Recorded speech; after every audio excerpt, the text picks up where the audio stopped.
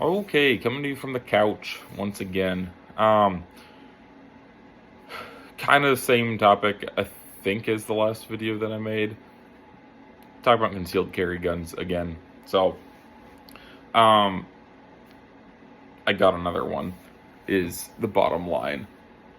So, the last video, I was talking about this. I was saying how I'd been carrying this Glock 47 appendix and was liking that a lot.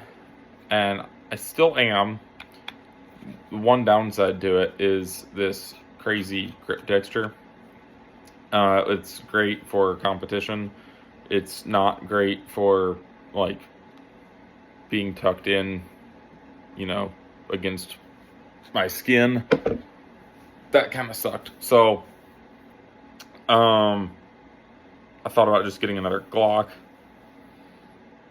I mean, I probably would have eventually, but then this whole like V model thing happened, and Glock is discontinuing the Gen 5s. And anyway, I was talking to a buddy who likes the Beretta PX4 Storm a lot. Kind of a old relic of a gun at this point, but I've always thought they were cool.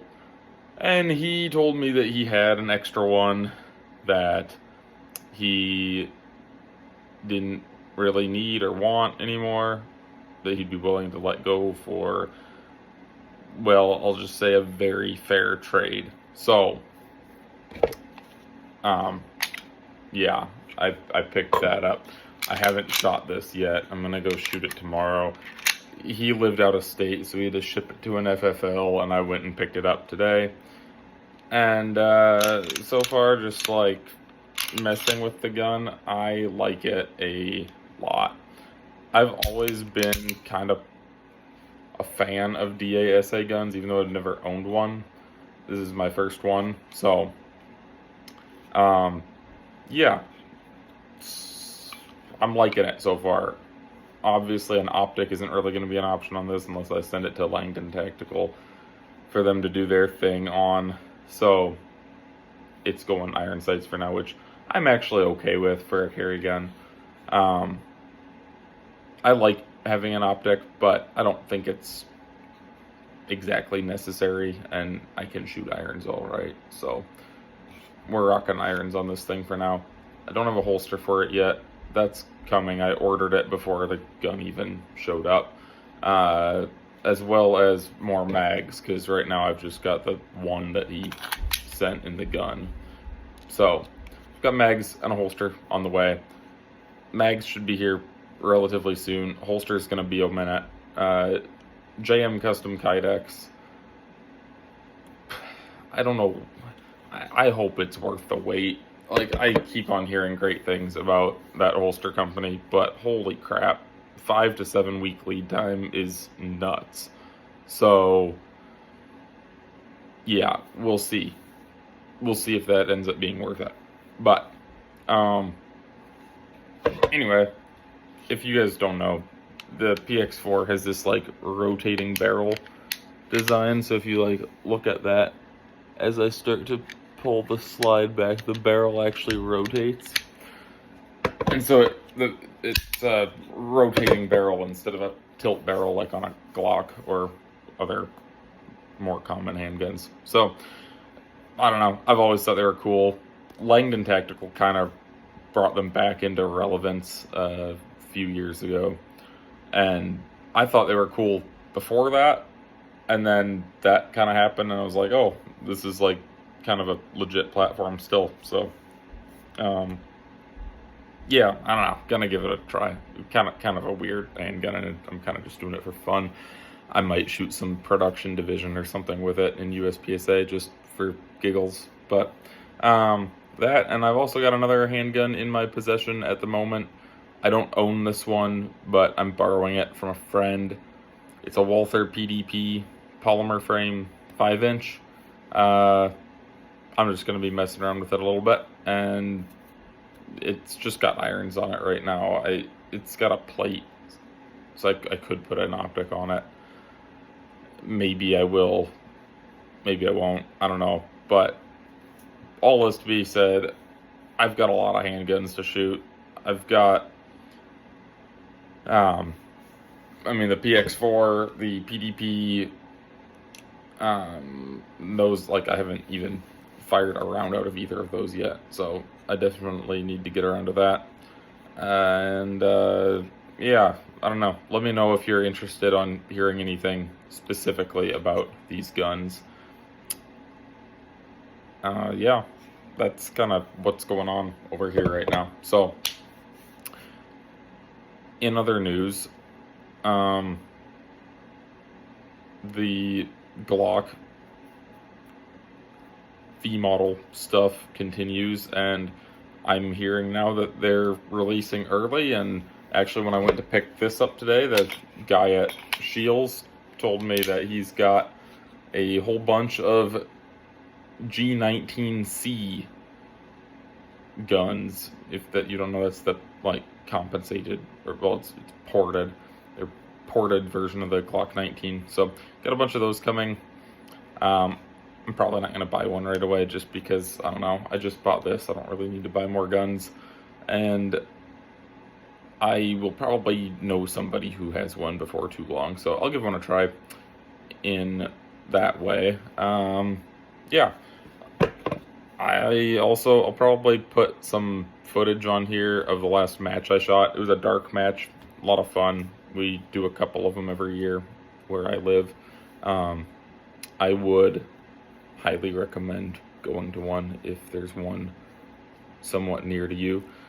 And by the way, if any of you want to see match footage from me, go find my public Instagram page. That's where I put most of my match footage on. It's just my name, Kian_Bishop.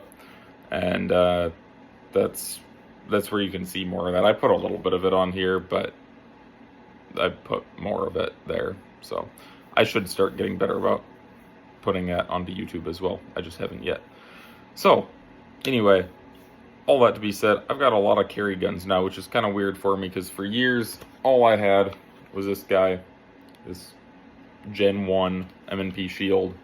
Now I've got a few different things, so I'm kind of interested to see what I end up liking and disliking about all of these guns. But so far I'm still digging carrying the full size. I've still been carrying the Glock 47. I just haven't really been digging that crazy 36 grit grip texture on there. So, and the other thing that I don't dig about carrying striker fired guns, and I've never liked this, but I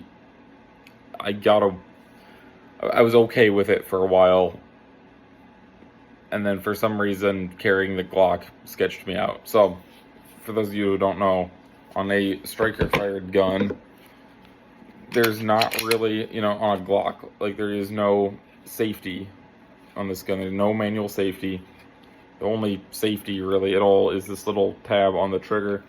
Now, I will say Glocks have a very good track record of being safe, so it's not the end of the world. But as you're reholstering, one of the easiest ways to shoot yourself probably is reholstering and something catching on the trigger that like gets stuck in your holster, or your shirt slides into there or something like that. There's videos of people doing this. It looks very unpleasant. And then, yeah, something catching on the trigger, and as you push the gun into the holster, it just pushes the trigger. And there's not a great,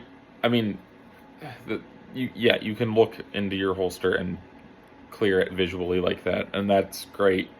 And that's, realistically, it's probably plenty. But I've just always felt a little uneasy about that.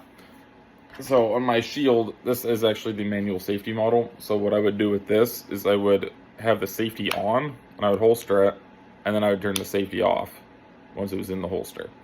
Then you have manual safety. That can get bumped on, and that has happened to me. So you still have to kind of be trained to like sweep for that safety, even if you carry with the safety off. On a single action gun like this, once you rack your round into there. You go and hit this lever. There's one on each side. And this one's been converted to a decocker only. Sometimes it's like a safety decocker combo. I prefer decocker only, so you just hit that lever and that decocks the gun. So the hammer falls, but that will not set the round off. And now your first trigger pull is a very long, heavy double action trigger pull like that.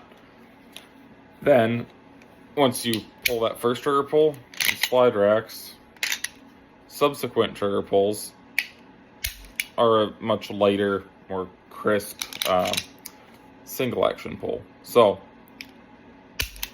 which is, you know, more pleasant to shoot. But that long, heavy double action is kind of a safety in and of itself. Another safety on this is you can put your thumb on that hammer as you push this gun into the holster, and then if anything is catching on that, you can feel that hammer coming back, right? So if I've got my thumb on there and someone's pulling the trigger, you can see my finger moving with the hammer, right? And then you can kind of know, like, oh, something's not good there. So just something, I kind of wish DASA guns would make a comeback. They probably won't. Everybody's in love with their striker fired stuff, and that's fine. But yeah, that's kind of part of the reason why I chose this gun. There's other DASA guns out there as well, like CZ has like the P07 and P09. I think they made it now, it's just like the P09 and P09C. But anyway, there are other options. Obviously, you know, Beretta's got their 92 line as well. SIG 226, HK, P30, like there's plenty of other DASA guns out there. They're a little less common and less popular than striker fired guns now, but there's still plenty of them around. And so, yeah, it was partially that, like I wanted a DASA gun, and partially just because I've always thought the Beretta PX4 in particular was cool. So that's kind of why I got this. Gonna be messing around with it a bit. I'll give updates, but that's just kind of what's going on right now. So if you want to know anything about this gun or the PDP or any of the other guns I talked about here, let me know, and I'd be happy to answer those questions. So have a good one.